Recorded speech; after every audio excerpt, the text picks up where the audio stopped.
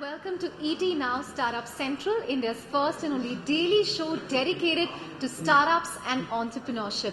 I'm Chandra Shrikant, joining you from India's startup capital, Bangalore, and I have a very special co-anchor to at least open the show with me, one of India's most respected VCs, Vani Kola from Kalari Capital, and we are coming to you from Kalari Startup Accelerator Kstart, which I must say is one of the most aesthetically designed workspaces that you can see, and we have her on the show today because we are covering this very special initiative she's launched called Startup Girls. Sounds like a funky concept. Vani, take us through Startup Girls, the thoughts behind it. You got a lot of big names on board, leading voices.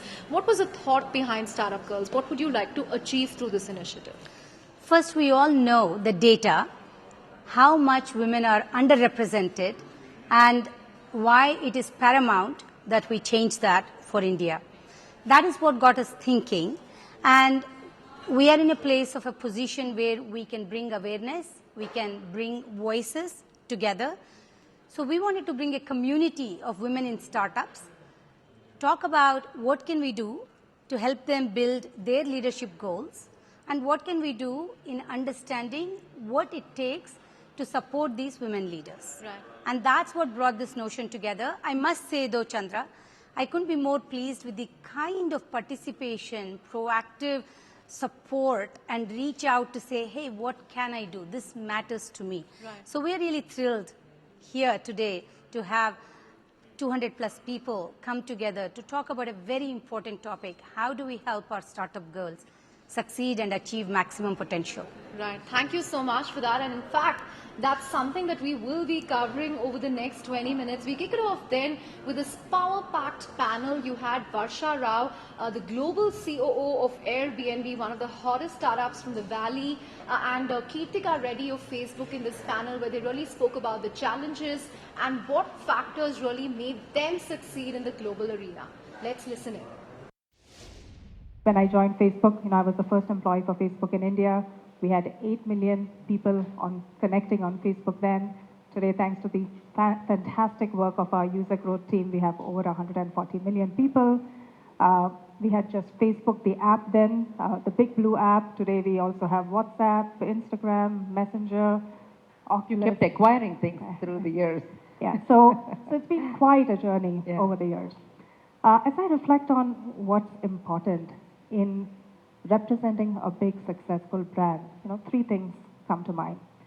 Number one, knowing that every employee and every interaction, it's one thing about the leader, but know that every employee and every interaction really speaks to the brand. It's like walking into a Starbucks, talking to the partner, that's what they call the people who serve coffee at Starbucks. It's their partners, where they greet you with a big smile and they say, you smile, they're already smiled. They say, welcome to Starbucks. And they're empowered to fix your drink if it isn't right? So every employee, every interaction really speaks to your brand. And as a leader, I spent a lot of time just understanding what was Facebook's PR approach. In our case, it's really about putting our partners and our clients at the center and letting them speak to what they're doing on the platform, because it's what they do on the platform that really makes us what it is. What we were able to do well as founders and as leaders was create a vision that was attractive to other people and bring people into that vision and allow them to kind of make that vision their own and to bring it to life. I think now that I'm at Airbnb, what I really admire about our founders is that they have created a mission that is truly global around connecting people. And truthfully, in this day and age, I will say that I would say it's even more important to have an incredibly strong and powerful mission, because the millennial audience today is very mission-driven in terms of our workforce, even probably back when I started at Eve. And so I think the other thing that has great leaders today, I see, and our founders at Airbnb are a really great example of that, is even from the very earliest days, they created core values around what they wanted the culture to be like. So returning back was something that was honestly has been on our mind for about a year and a half. That's when I first spoke to Facebook and said, it looks like going back seems to be a matter of when, not if. And now with my two girls going to high school and middle school this coming year, it was just a forcing function where we knew that we had to do it. So we had applied for schools, we had announced it all internally, so everyone internally knew. We were beginning to reach out to potential successors, and that's when Free Basics happened, right? So we did debate about it. We said, okay, what do we do? On one, our decision was a decision, right? You just keep going ahead. You don't change decisions for something like that. And two, as a company, we really pride ourselves on being transparent and being open in our communication. And we really wanted partners and clients to hear directly from us versus it somehow being leaked that, oh, we are interviewing for a successor through external means. So I went ahead, I posted on Facebook. I think within hours it made regional news, global news, all India newspapers. And it was fascinating. Well, I think every entrepreneur knows that being an entrepreneur is a roller coaster, right? I mean, there must be, I will say, I've been part of, I founded Eat.com, and then I've been at Living Social and now at Airbnb, and they're all basically startups. Some are bigger and some are smaller. And I would tell you that it's an absolute roller coaster. So if you're in it, there must be something that's either crazy about you or you have somehow managed to manage it. Because at least for me, I always felt like I had to be working for something, a mission or a vision that I found was so powerful and so compelling to take you through the low moments that you invariably will have. When you didn't get the sale or the client or the launches didn't happen the way you would like. Because I would say that never is there a straight path to the top. Life is too hard. It has its ups and downs, and you really have to believe passionately about what you do. Again, very fortunate to work for a very mission-driven company. Making the world more open and connected is what drives every one of us, keeps us going. Being an entrepreneur, I think, takes tremendous courage. So congratulations for even taking the step. I think hopefully you will find that is one of the most rewarding journeys that you will be on. And regardless of what happens, the entrepreneurial skills that you learn is incredibly valuable. Having entrepreneurial DNA is so rare, even at large companies, that what you're building now will be useful for you wherever you go. So I think congratulations on even taking the step. The second thing I would say is definitely do something you're passionate for because it is a tough journey. And so that is what will hopefully take you through the highs and lows. From that to a fascinating session on how women really need to assert themselves in the workplace, because the consensus at this event was that women are not forceful enough, and if they are, then they are seen as super aggressive. How does one really go about achieving that balance, and what systems can startups and entrepreneurs really put in place to ensure that there is parity in the workplace? That's what we found out at this session, which had serial entrepreneur Mukesh Bansal. It had Debjani Ghosh from Intel, as well as Anjali Bansal from TPG. Let's listen in. It's sometimes a very complicated topic. Some people don't even pay attention to this. In my personal journey, I think just my sensitivity and awareness has increased tremendously over the last 10 years. I was almost probably, just blissfully ignorant. I would have probably denied that they are different, or would have grabbed towards just very simple challenges, about different requirements and things people do for increasing diversity in the workplace. But when it comes to leadership, there are some, I think, fundamental, deep challenges. The way I process it, it's it starts with the top leadership teams. Most of the top leadership in the historically and now is very heavily males, and we all know that the men and women think differently, process things differently. Intuitive thinking versus logical or whatnot. There are different way of approaching a problem. Now, in any environment, in order to blend in and to succeed, you have to be similar to how what the majority is, and that just leads to a huge ripple effect across the organization. That certain kind of behavior approach is rewarded, other is not. A certain behavior, it's coming from a male employee, it will be initiative taker, assertive, willing to go against the grain, willing to fight the system, great person, promoting. Same thing from a women employee, it's probably not very collaborative, not willing to listen, not figuring how to blend in, how to work the system. It just things are seen differently. First few years when I was an individual contributor, it was okay. In fact, it was getting me noticed. It was getting the work done. I moved up the ranks pretty quickly.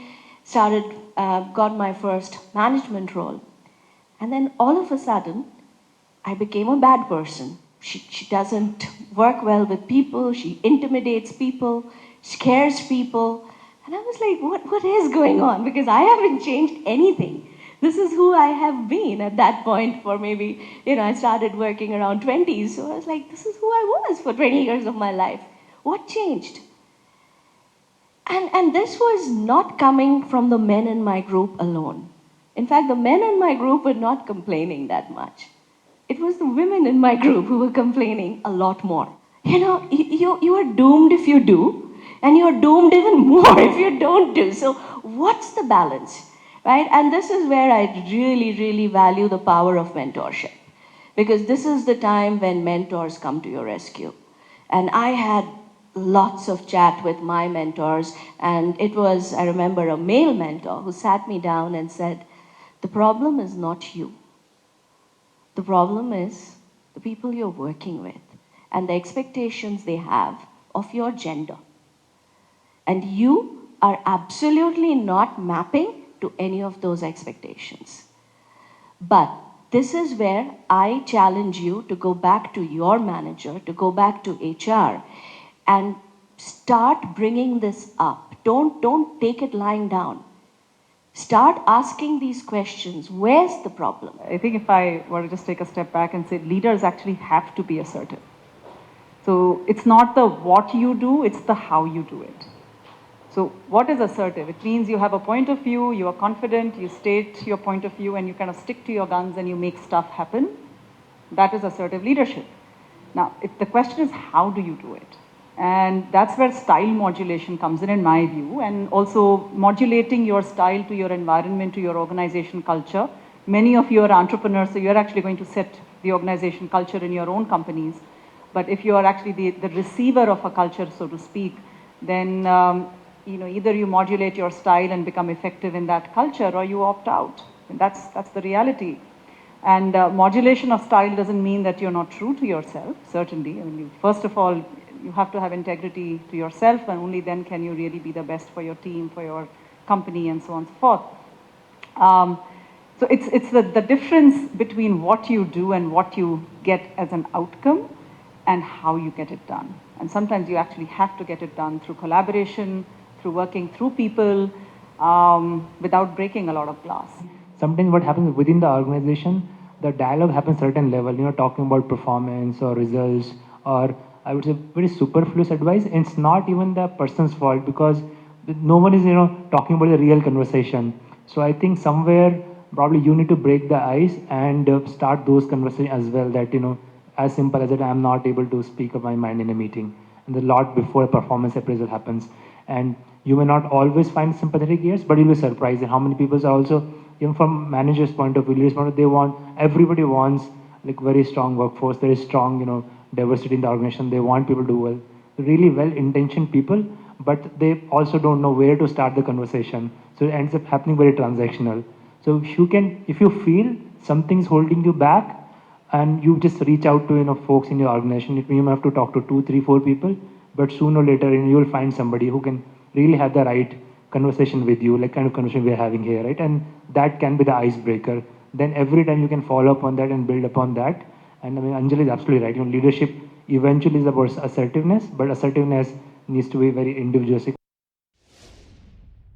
We certainly hope initiatives like this would also improve the diversity when it comes to company boards, because beyond the tokenism of having one female board member, we haven't seen too much of initiative on that front. But moving on to that, to another special session on the role that women really can play in India's growth story, that more and more startups founded by women can play, and also the investment that they tend to receive. We have a special panel for this, which had the likes of Anisha Singh, the founder of Maidala, Sucharita Ishwar and Vani Kola. Let's listen to the key takeaways from that one. Have a business model and a true business model that you can grow, the funding will come. But think about the real, true business model. That's what matters. That's my second point. The third point is very simple. Entrepreneurship is, I haven't ever taken drugs. I'm assuming it's like a drug. It's like an addiction. It gives you highs, it gives you lows, but it's in your system forever. So according to me, your company can have a plan B. You can never have a plan B. The best of times, because women are being skilled, educated, equipping themselves, doing fantastic things, especially in our country.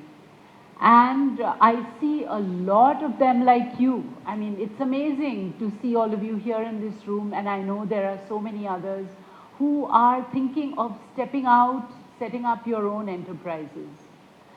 And the further good news is that there is a lot of support available and resources available, which was not there so even 5 years ago. The government has a whole bunch of programs and schemes to help women entrepreneurs. There are people like Kstart and others who will incubate, who will accelerate a good business idea.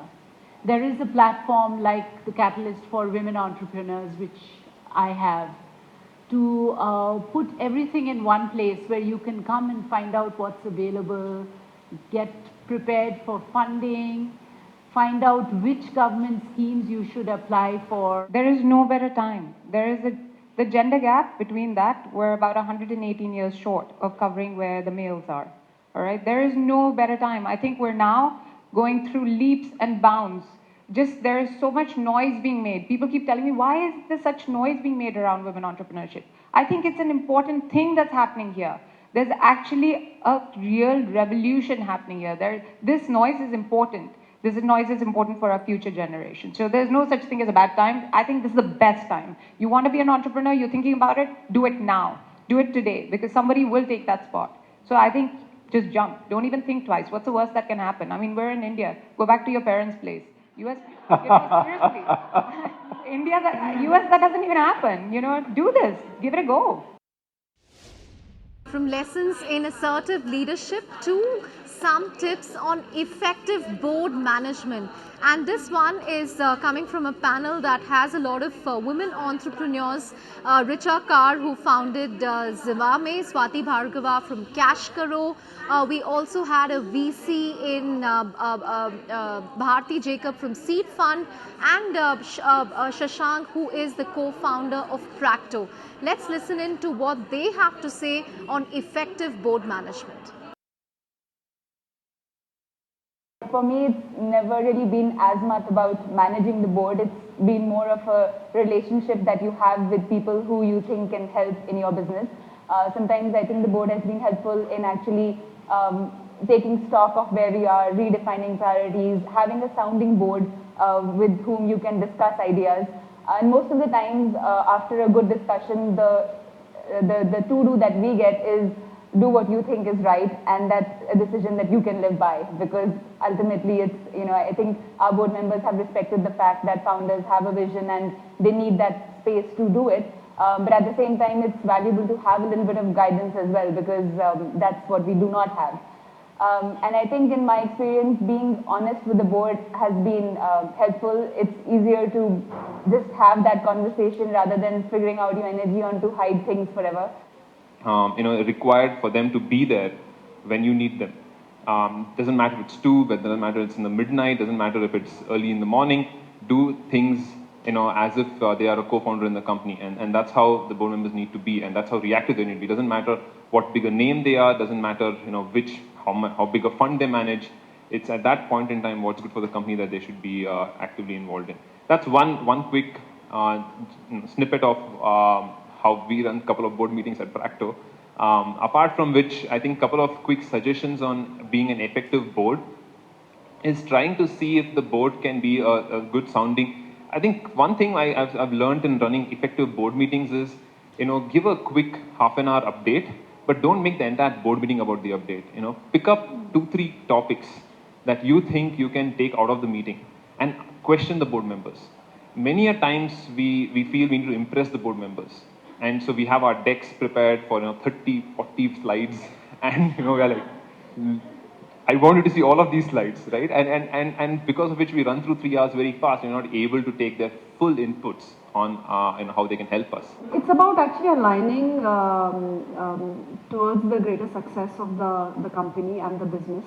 And with every year that we have seen, our goalposts have changed. Strategically, we could have a very different point of view in the second year versus in the first year. And what is important for an effective board is also to understand at what stage the company is. And they have to also evolve to start giving guidelines or even their ask from what they expect from their investment could also change basis what state the company is. And that has to all come together. And what I know is what is a dysfunctional board or an ineffective board is where people have different agenda. People are not aligned to the greater success of the company. And sometimes it's just that because you have different board members who are coming representing different investors, different geographies, etc. They all have different points of view. So what you also don't want is the entrepreneur gets very confused at the end of it, like what do they all want? They seem to be all wanting different things. With that, we come to the end of the special episode of ET Now Startup Central, right from Kalari Startup Accelerator Kstart here in Bangalore. We brought you a lot of exclusive voices, women leaders who've made it, and we certainly hope that this initiative, Startup Girls, goes a long way in really improving diversity, parity in the workplace. Thanks so much for watching, and keep it with ET Now.